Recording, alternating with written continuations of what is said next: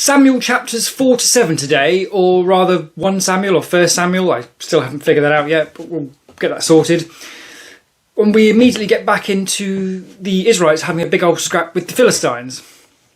The scrap doesn't go well for the Israelites, and it says that 4,000 of them are killed, and they come away somewhat bemused by how this has happened, and is God not on our side, that sort of thing.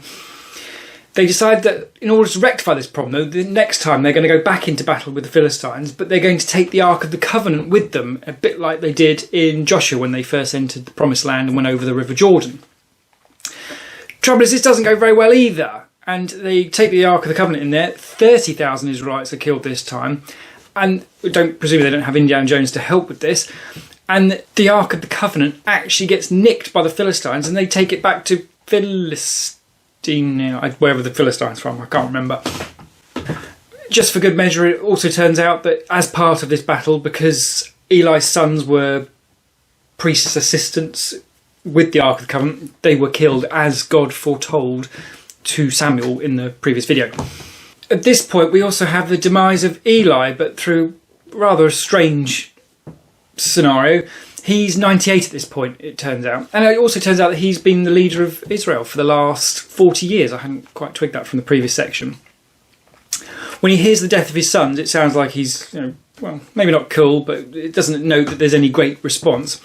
But it does note that when he hears that the Ark of the Covenant has been nicked, he falls backwards off his chair and breaks his neck. And I'm trying not to laugh, because that's a bit of a stupid way to go, isn't it? But, I mean, that's an old man fell off a chair and snapped his neck. Not cool, obviously. But, yeah, I mean, in the context of the Bible, strangely unsurprising that he would die in such an unusual kind of way. The Philistines, anyway, they having nicked the Ark, they take it back to one of their cities, can't remember the name, don't matter, and they put it next to their god, Dagon the Dagon, probably not actually a Dagon. It seems that Dagon, the god, is just a statue, so they've just built a statue and said this is Dagon, the god, and it doesn't seem like it does anything or anything like that. People are weird. They come back the next morning anyway, and they find that Dagon the Dagon statue has fallen over, pointing towards the Ark of the Covenant, and his hands and his head have snapped off. So, yeah, nice. Okay, that's quite like that. God's stuff in an ark is clearly more powerful than Dagon the Dagon, the statue, but I guess that's understandable. But at least Dagon the Dagon, the statue, does actually do something, even if that has just fall over and break. The Ark also then brings a plague of rats and tumours on the local vicinity of where the Ark is kept.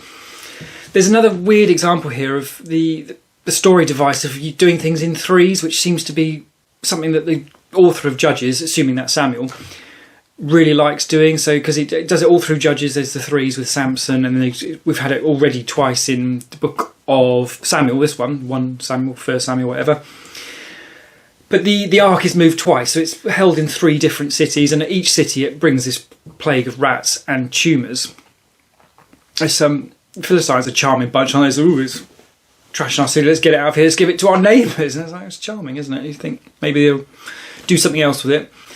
In the end, anyway, they do figure out that maybe we just don't want this thing, so we'll give it back to the Israelites. So they get a horse-drawn cart, and they put some sacrifices things, and they make some tumours and rats out of gold. Bit weird, as sort of atonement offerings to send this all back to the Israelites, just basically to get rid of this thing. The cows then tow the Ark of the Covenant back to the Israelites, and the Israelites are very pleased to have this back, all happy and joyous.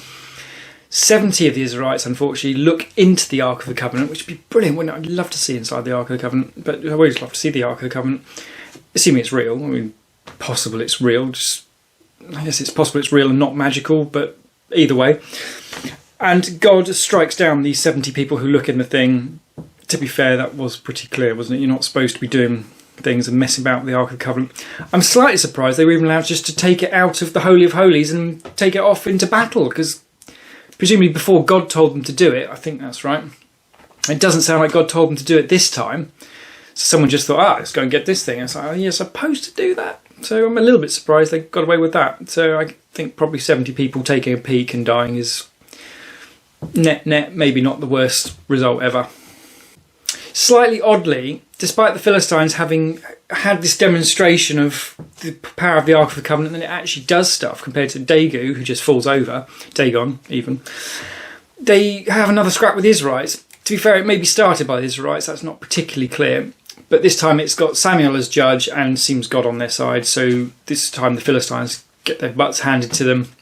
And it's done. That's it. It says there's no more scrapping with the Philistines in Samuel's lifetime. And as some sort of fringe benefit, they seem to make friends with the Amorites as well. The Israelites make friends with the Amorites.